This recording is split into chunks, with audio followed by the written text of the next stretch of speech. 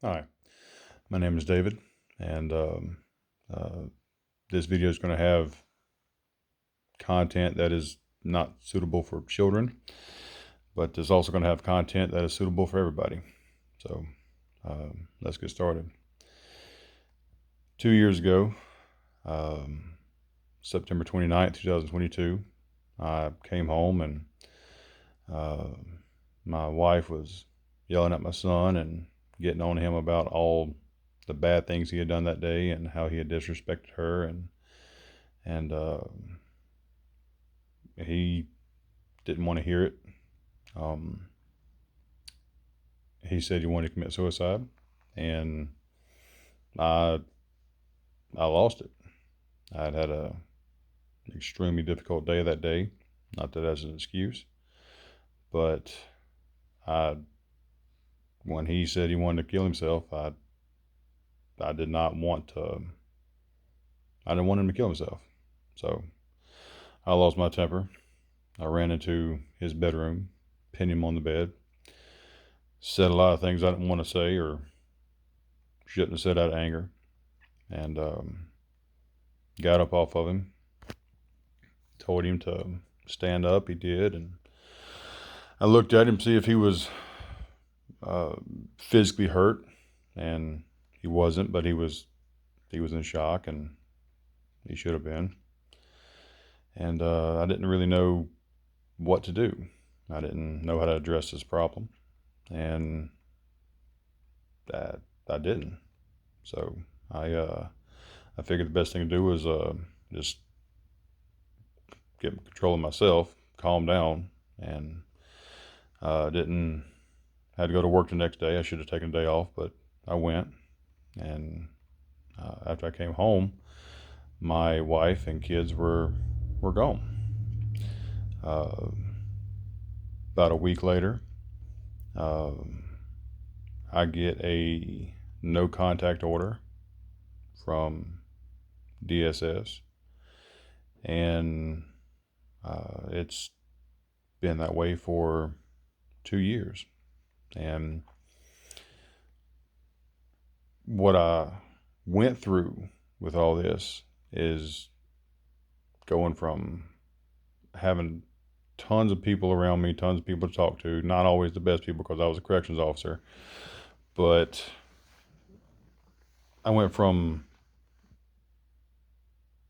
connections with people to nothing, to silence, to not talking to anybody. Um, couldn't talk to my wife or my kids because of the no contact order, and that that was probably the hardest part because I can't fix what I messed up. So this put me in a very deep state of depression. I've been depressed on and off most of my life, but this was different. This was like prison, except the prison's my house. I can leave, but I'm still in prison. So I've never been to prison. I've worked there, but never been. But it was a depression in my head. It was where I couldn't escape. And eventually this I wanted it to end. I wanted to kill myself. I figured, well, I have shame. I can't be around my kids. I can't be around my wife. I've never been a bad citizen or a bad person, but here I am facing criminal charges and can't really talk to anybody, and it was awful. So one day I went to my closet, took my gun out, looked at it, and this was the first time I had actually taken a step towards killing myself.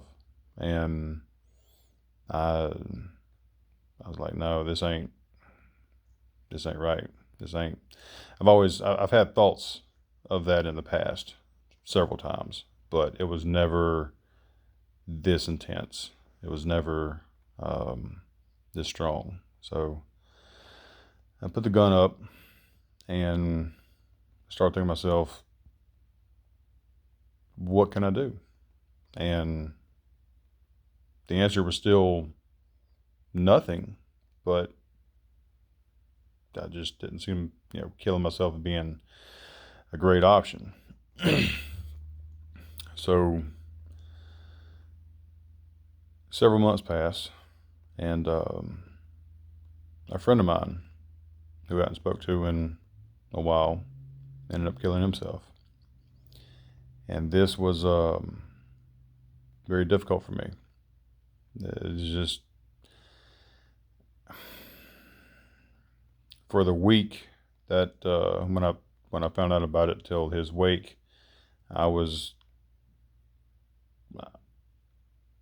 I don't know, I was extremely depressed, and I'm just like, what do I do? And there's, again, I didn't have an answer. His wake, strangely enough, was a good thing for me. There was a multitude of people that came to his wake, multitude of people that came to his funeral. And as I started talking to these people, I realized that they weren't directly in his life. They knew of him. A lot of people were, but a lot of people were just trying to show support. And it got me thinking, I don't, just because I don't see it does not mean that it's not happening. It being people who care about you, people who love you, people who will miss you if you're gone, when you're gone. So this gave me hope to a certain degree, but it wasn't enough, but it was a step in the right direction. So after that, I asked a church member, by the way, let me go back. While I was in my prison, because of no contact, I thought it was best that my wife and kids go to church instead of me, because if I can't have contact with them, then I can't be there. So I'd rather my wife and kids go to church and experience worship than me going there and them not. I was told that they didn't go that much, but anyway, that's another story. So I wasn't going to church. I wasn't talking to anybody, and I finally said, I'm done with this. I'm tired of this. I'm tired. I cannot continue living life this way. So I told my wife, I said, look, I'm going to go to church. That's just what it is. If you want to come, great.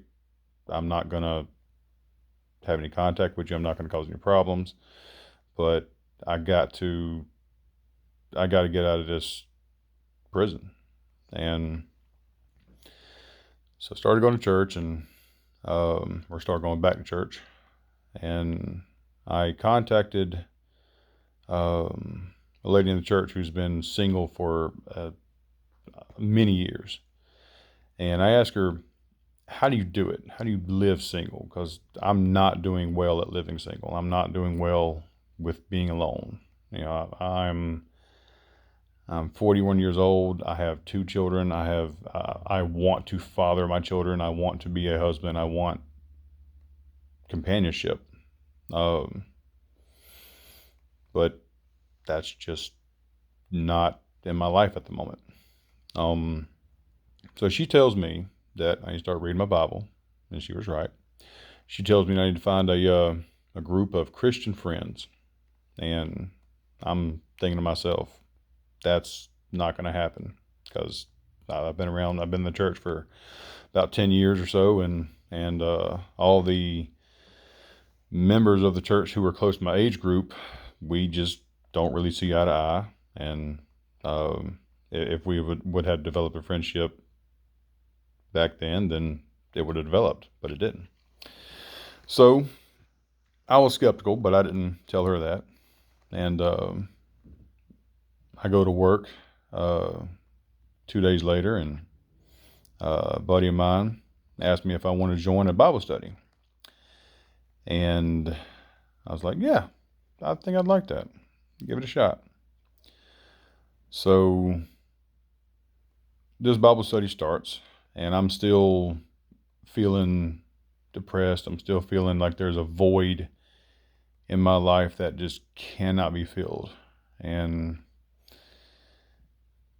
after this so-called Bible study, it's like a Bible study on steroids, but I'm not done with the class yet, but it forced me to develop a personal relationship with God. I chose it. I wasn't forced to, but anyway, I finally let him in. I finally surrendered. And when that happened, the prison that I'm in, that nothing's changed, the house is still the same, environment's still the same, but I let him in. I let him open up the door and let him walk through it, and try to listen for his still small voice, and he delivers. His promises are real, and they're true. The void of depression, the void of loneliness, it's gone. It's, I'm not perfect by no means. If perfection could be a redwood that's 300 feet tall, then I'd be like a little spruce about 2 feet tall, but I'm not nowhere near perfect, and that's okay.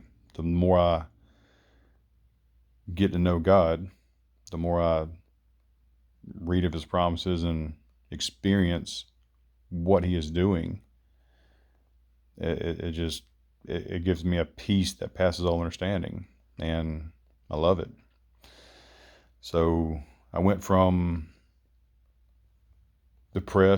lightly depressed, heavily, wanting to kill myself, to not depressed. I have no thoughts of suicide. I have joy and peace. I'm still lonely, but it's okay. God's got me. And I've always tried to think ahead. What's the next step? I ain't gonna worry about that. Sorry about that, my light is flickering. The next step is trust him, and that's a good thing. It's nice, it's good, it's just, I love living in his peace.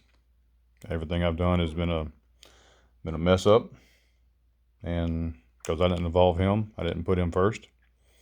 And yeah, that's a long lesson of mistakes, but I'm glad I learned it. Anyway, that's my testimony.